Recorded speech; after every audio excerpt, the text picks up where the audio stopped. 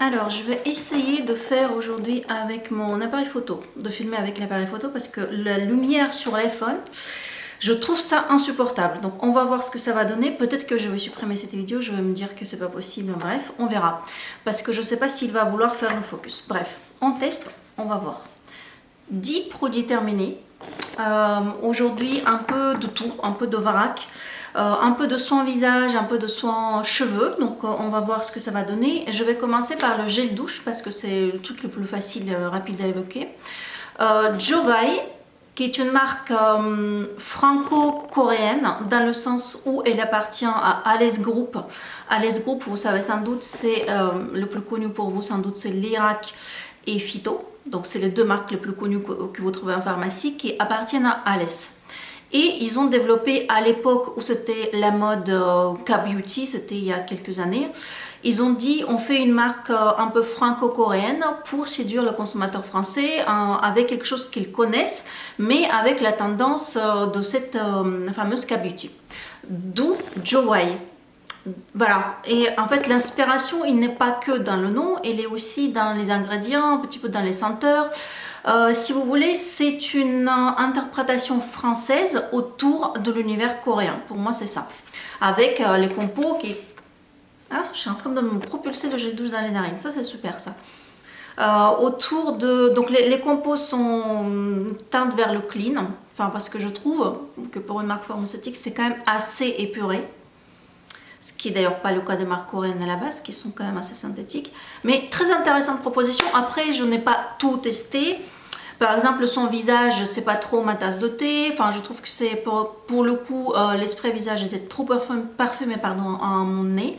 Par contre, les gels douche, alors ils coûtent pas cher, moins de 5 €. Mais ils sont hyper intéressants. Pourquoi? Parce que déjà, sans sulfate, donc avec une base lavande douce, c'est rare. Et en pharmacie pour ce prix là je veux dire, et en plus sentent hyper bon. C'est les odeurs un peu voilà, un peu asiatiques et bambou, voilà, quelque chose de vert, de nénuphar, lotus, ce genre de, enfin parce qu'il y a plusieurs dans la gamme.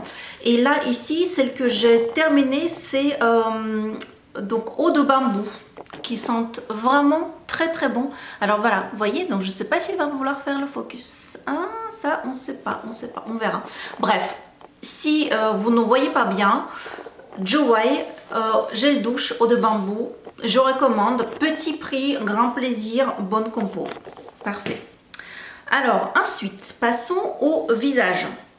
Donc au niveau du... Ah quoi qu'on va peut-être faire d'abord les cheveux, puisqu'on est dans la douche, donc logiquement on va passer aux cheveux. J'ai terminé, alors là, je ne sais pas si vous allez voir, parce que j'ai bien terminé. Oh, mon Dieu. Mon Dieu, mon Dieu, mon Dieu. Ah.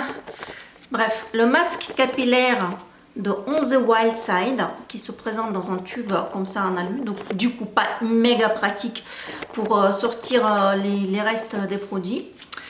J'ai quand même réussi, hein, j'ai pas chômé pour faire mes pompes là, mes pompes m'ont servi pour faire sortir le reste du masque On The Wild Side de son tube.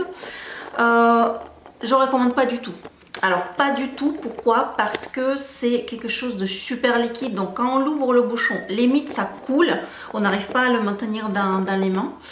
Et au niveau du résultat cheveux, je trouve que ça nourrit pas, ça alourdit. Vous voyez, donc en fait on a les inconvénients d'un produit riche sans les bénéfices. Donc moi j'ai pas du tout aimé, j'ai pas aimé le shampoing, j'aime pas trop ce masque. J'ai pas encore fait la revue sur le seul soin visage que j'ai testé.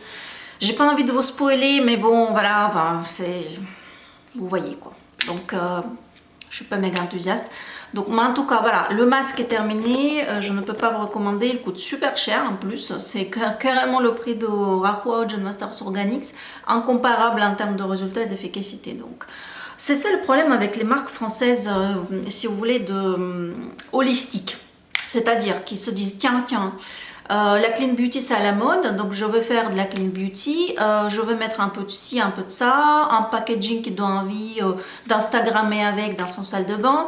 Le souci c'est que oui, donc en fait on peut éliminer les ingrédients potentiellement, alors j'ai pas du tout envie de dire nocif parce que non, mais c'est pas le cas, mais polémique on va dire ça comme ça, ou non essentiel.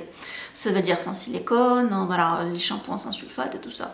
Mais en fait, il faut que ça fonctionne. Il faut que quand même qu'il y ait le rendu cheveux qui soit correct. Sinon, payer 35 € pour un masque qui vous coule entre les doigts et que vous n'arrivez pas à appliquer, et quand bien même vous réussissez à l'appliquer, après ça vous graisse les cheveux, vous n'arrivez pas à vous en débarrasser.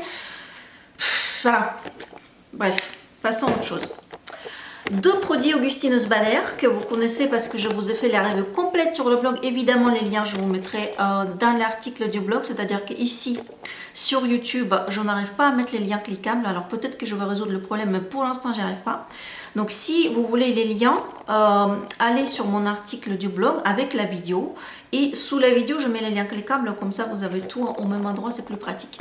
Donc je vous ai déjà fait la revue, les produits terminés, pardon, sur les shampoings et l'après-shampoing qui étaient mes coups de cœur. Alors attention, ça ne convient pas à tout le monde. Paraît-il que les cheveux épais n'apprécient pas. Moi j'ai les cheveux fins, voilà, donc j'ai apprécié. Là c'est des traitements sans rinçage parce que dans la gamme, ils ont le shampoing, l'après-shampoing. Ils ont le soin cuir chevelu sous forme de gel. Ils ont soin racine, soin longueur pointe sous forme de crème. Et ils ont aussi une huile. Donc l'huile pour l'instant j'ai pas encore terminé, mais c'est de là oui. Alors pour moi le TFC 8, c'est l'actif star de Bader, celui qui coûte super cher. Il est utile pour l'application sur la racine parce qu'en fait la longueur est morte. Donc vous pouvez mettre l'extrait de pangolin rose si vous voulez, super rare sur votre... Évidemment, on ne souhaite pas la mort des animaux, ça je précise. Je dis ça n'importe comment, ça m'est venu à l'esprit, mais je ne souhaite aucun mort animal, même pas celle d'une mouche qui peut m'emmerder potentiellement la nuit. Donc soyons clairs, l'extrait de patate rose de Guatemala qui pousse dans les collines éloignées où les pangolins sauvages empêchent tout être humain de passer. Voilà. Faisons comme ça. Donc même si ça, vous mettez sur votre pointe, ça ne marche pas parce que c'est mort, c'est fini. C'est terminé, terminados, finitos.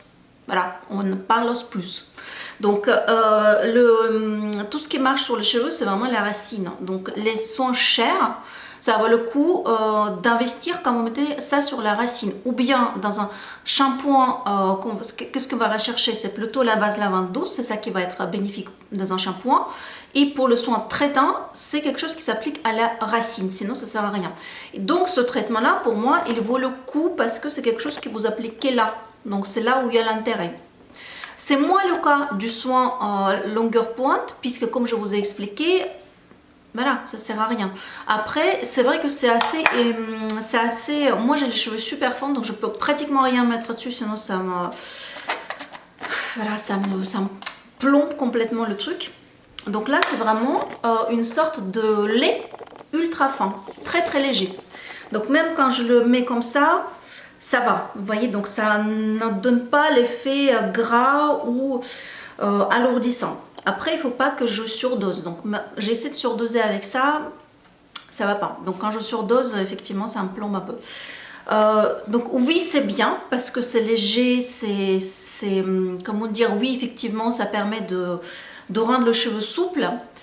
Mais si vous trouvez quelque chose dans le même style comme crème de jour, par exemple chez Phyto, ils ont une crème qui s'appelle la crème 8, il me semble, pour le jour, vous mettez sur les pointes, elle coûte 4 fois moins cher et c'est à peu près la même chose. Donc oui, dans ce dispositif Phyto Bader, pour les soins pointe, je vous conseille plutôt Phyto.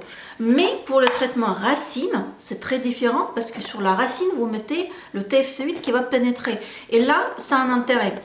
Bon, maintenant, j'ai utilisé qu'une seule cure et n'ayant pas, pour l'instant, je touche le bois, le chute capillaire ou autre problème capillaire notable, donc je ne peux pas forcément vous faire un feedback logique en disant que voilà, j'ai utilisé ça, ça marche, c'est génial.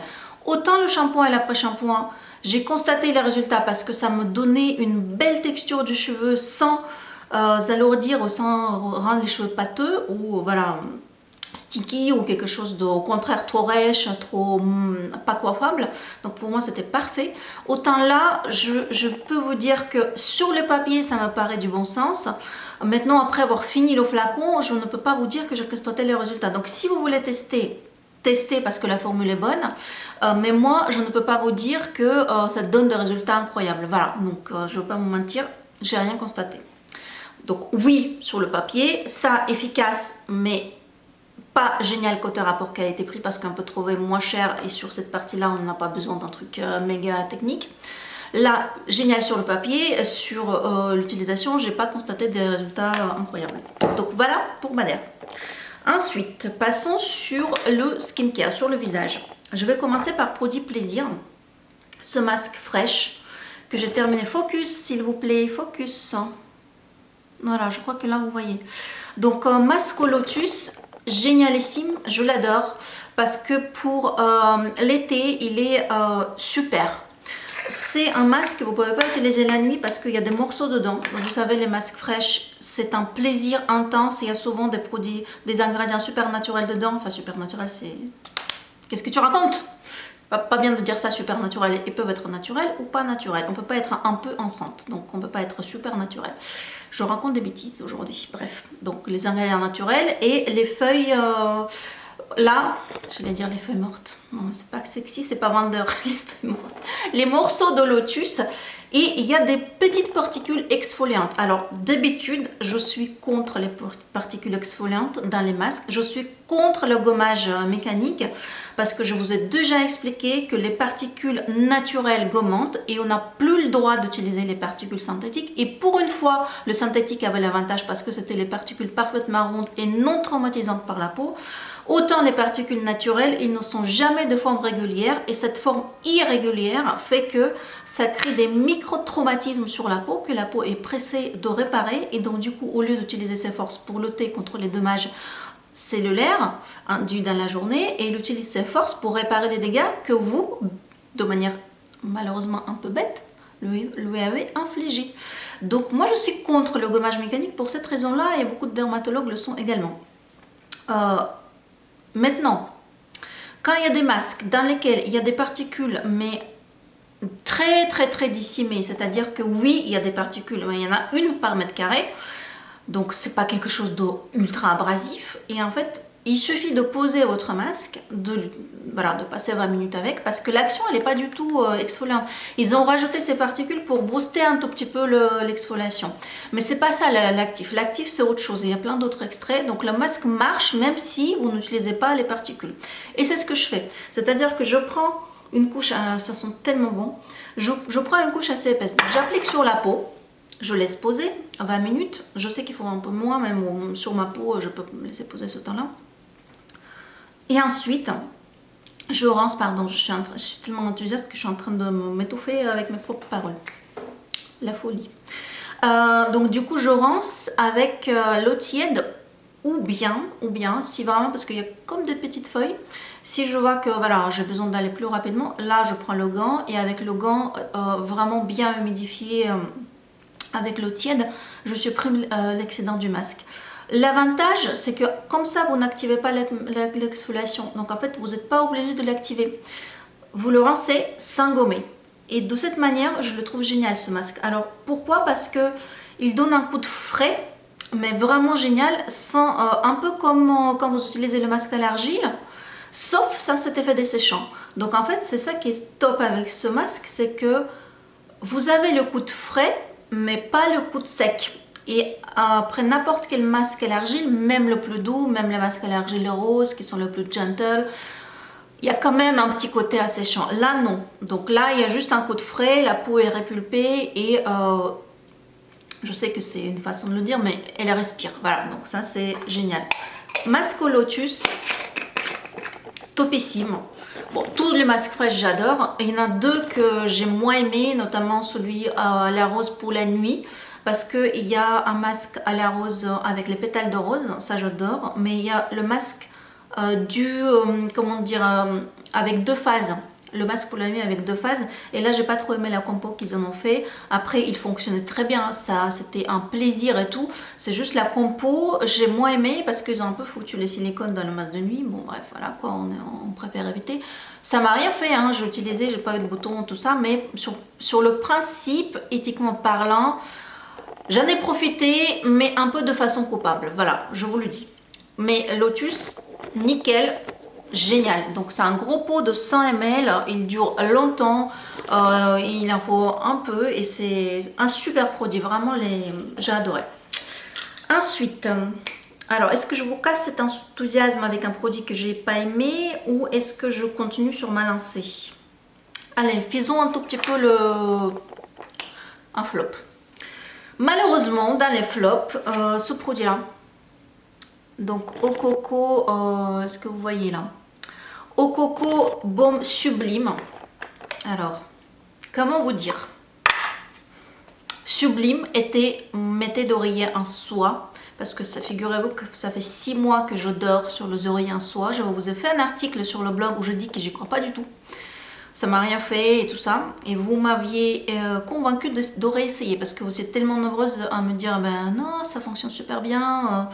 Attends, t'as essayé pas suffisamment longtemps. Et je me suis dit peut-être effectivement que j'ai pas essayé suffisamment longtemps. Donc ça fait plus de 6 mois que je dors maintenant sur les oreillers en soie. Je vais vous dire ce que j'en pense bientôt. Et mes jolis oreillers en soie blancs, ils sont dans un état, je vous dis pas. Ce truc là, c'est un bourreau des oreillers. En fait, vous le mettez, il est orange. Au début, je savais pas. Il est complètement orange pétant comme ça. Déjà sur votre visage vous êtes orange, ça passe pas, mais après les oreilles, mais l'état des oreilles, heureusement que ça part au lavage, donc même quand je lave mes oreillers en soie, voilà, 20 degrés, enfin c'est hyper gentle, ça part. Donc là ça m'a rassurée, c'est pour ça que je suis allée au bout, hein. Enfin honnêtement, sinon ça aurait été pas possible. Mais ça, voilà, ça fout les oreilles dans un état pas possible. Donc vous dormez, combien de temps vous dormez avant de laver? Je sais pas, à chacun enfin moi personnellement je suis pas folle de lavage des oreillers. Donc je lave à peu près une fois par 3 semaines, mois. Donc je transpire pas trop, donc ça va, j'estime que c'est correct. Donc il suffit que vous dégueulassiez votre oreiller avec ça. Donc pendant un mois vous avez l'oreiller dans un état mais pas possible. Au-delà de cet aspect peu pratique, le côté rapport qualité-prix, c'est pas les ingrédients. Je vous ai déjà fait la revue sur le blog concernant ce produit. C'est pas les ingrédients qui m'ont posé problème. C'est pas l'effet parce qu'en fait finalement il marche assez bien. Donc il a un petit côté sympa sur le visage. C'est clairement, mais clairement le rapport qualité-prix. Parce que payer 100 € pour un baume qui est en soi super basique. Moi j'ai du mal avec ce concept parce que autant je n'ai jamais râlé contre Bader ou contre Bioeffect, les marques super chères qui vendent leurs produits chers. Pourquoi? Parce qu'ils ont travaillé, les gars, ils ont travaillé sur un brevet. Donc ils ont un brevet, ils ont une molécule que personne d'autre utilise, ils ont des études cliniques super chères à produire. Ça vaut le coup et ça fonctionne hyper bien. Là, mais il n'y a aucune molécule technique, mais aucune, c'est que des extraits naturels. Ok, ça coûte cher, mais ça peut pas coûter 100 €. Et combien même ça coûtait super cher, et comme chez Audacité, ils vendent quand même super cher ces huiles, mais c'est parce que c'est les meilleurs du meilleur, et parfois très rares. Là, c'est que du basique, et pour du basique à ce point, je trouve que le prix aussi délirant, elle justifie par le fait qu'elle est produit par des petites séries. Ok, je comprends, mais est-ce que le consommateur final, est-ce que vous avez envie de payer super cher pour les problèmes qui ne sont pas les vôtres en fait. Donc c'est à dire que si elle produit par des petites quantités, c'est qu'elle n'arrive pas à développer son marketing. Et s'il n'arrive pas à développer son marketing, c'est que le produit ne marche pas super bien, ou qu'elle n'arrive pas à les faire connaître, ou qu'il y a autre chose. Et dans ce cas, oui, il est obligé de produire par des petites séries, pas parce qu'il est convaincu, hein, pas parce qu'il veut préserver la planète, pas parce qu'il a pris l'engagement de faire les petites séries, mais parce qu'il n'arrive